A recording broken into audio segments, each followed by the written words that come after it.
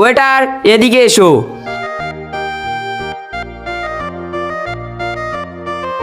জি sir, বলুন।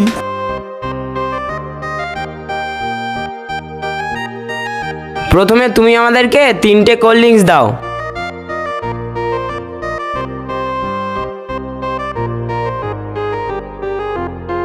সাহেব, তুই তো নতুন বিয়ে করলি, তা তোর দিনকাল কেমন কাটছে আমাদেরকে একটু বল। আর বলিস না ভাই, বিয়ের জ্বালা বড় জ্বালা। কেন রে ভাই, এই কদিন বিয়ে করে কি এমন বুঝলি?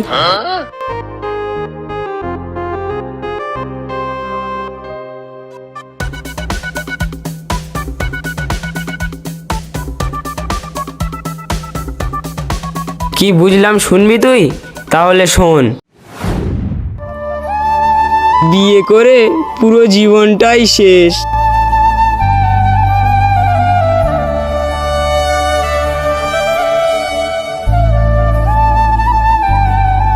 এই কটা থালা নিয়ে আর কতক্ষণ লাগাবে? দেখতে পারছো না আমি তো কাজ করছি, আর যদি লেট হয় তাহলে আমি কি করব? মানে বেশি কথা না বাড়িয়ে এই নাও, এই কাপড়গুলো ধুয়ে নিয়ে আসবে।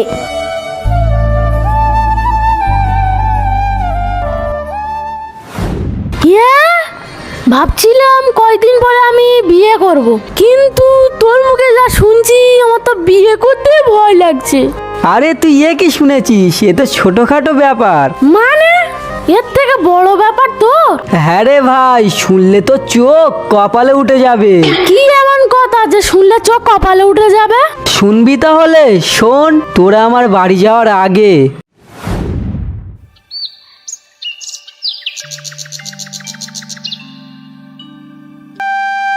কই গো, কারেন্টটা কি হলো একটু দেখো তো। আচ্ছা কই, প্লাসটা দাও, কি হয়েছে দেখছি আমি।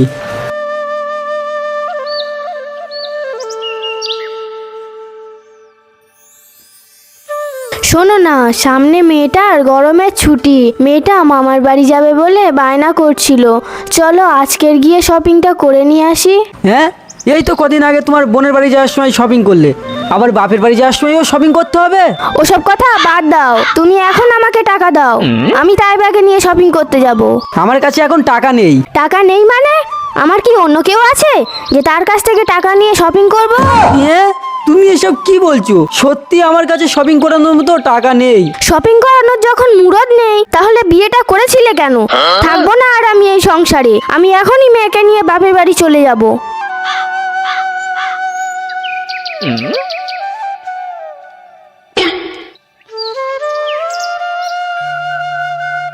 শোনো, এমনটি করো না। ছাড় তুই আমাকে। উফ বাবারে। এ আশিক, হ্যাঁ, তুই এখানে পড়ে আছিস কেন? আরে পড়ে থাকবো কেন, আমি তো আমার গাড়ির মোবিলটা চেক করছিলাম। হ্যাঁ, মোবিল চেক করতে গেলে কি আবার শুতে লাগে?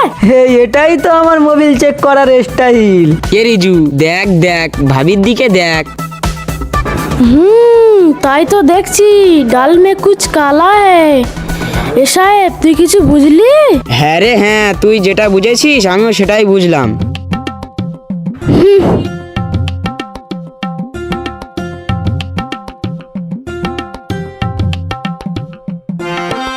হয়েছে হয়েছে, তোরা এখন চল।